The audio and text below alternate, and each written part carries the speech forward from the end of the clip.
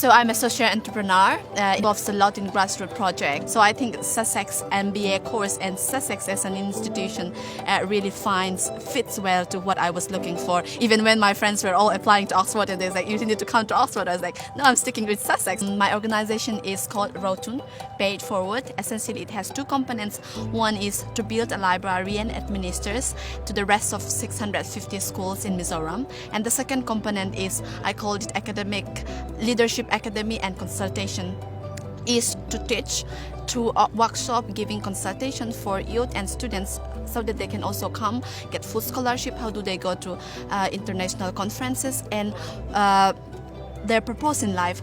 I started building a library after I had an experience in JICA, Japan, realizing that tackling education system, it has to start from somewhere. So when I grow up not having enough book to read, and essentially when we talk about people who are intellectual, who are smart, they are the one who get a lot of access to books and resources.